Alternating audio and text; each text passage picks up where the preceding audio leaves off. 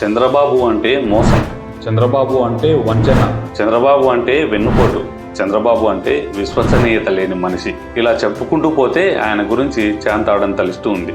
ఇక విషయానికి వస్తే మహిళలను లక్షాధికారులను చేస్తా, మహిళలకు ఆర్టీసీ బస్సుల్లో ఉచిత ప్రయాణం కల్పిస్తా, 18 ఏళ్లు పైబడిన ఆడవాళ్లకు నెలకు 1500 ఇస్తా, ఎంతమంది పిల్లలున్నా అంతమందికి ఏడాదికి 15,000 చొప్పున ఇస్తా, మహిళలకు ఇల్లు కట్టిస్తా అంటూ నోటికి వచ్చిన హామీలన్నీ ఇచ్చుకుంటూ పోతున్నాడు చంద్రబాబు. గతంలో మహిళలకు ఏమి హామీలు ఇచ్చాడు, ఎన్ని నెరవేర్చాడు అన్నది ఒకసారి చూద్దాం. పొదుపు సంఘాల రుణాలన్నీ మొదటి సంతకంతోనే రద్దు చేస్తామన్నాడు. చేశాడా? అక్క చెల్లెమ్మల బ్యాంకుల్లో తాకట్టు పెట్టిన బంగారం అంతా విడిపిస్తామని చెప్పాడు. విడిపించాడా? ప్రతి ఇంటికి ఏటా 12 గ్యాస్ సిలిండర్లపై 1200 సబ్సిడీ, 5 ఏళ్లలో 6,000 సబ్సిడీ ఇస్తామన్నాడు. ఇచ్చాడా? మహిళలకు రక్షణ కోసం ఉమెన్ ప్రొటెక్షన్ ఫోర్స్ ఏర్పాటు చేస్తామని చెప్పాడు. చేశాడా? ఆడబిడ్డ పుట్టగానే 25,000 డిపాజిట్ చేస్తామని హామీ ఇచ్చాడు. అది నెరవేర్చాడా? మొదటి సంతకంతో బెల్ట్ షాపులు రద్దు చేస్తామన్నాడు. చేశాడా?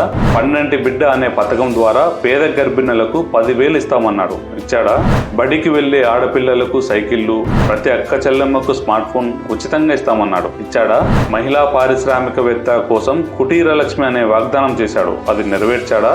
గతంలో చెప్పినవి ఏవీ చేయకుండా ఇప్పుడు ఏవేవో చేసేస్తామంటే ఎలా నమ్ముతారు చంద్రబాబు? మీ మాయ మాటలు, అబద్ధపు వాగ్దానాలకు కాలం చెల్లింది. ఇప్పుడు అందరి నోట ఒకటే మాట, మా నమ్మకం నువ్వే జగన్ అని.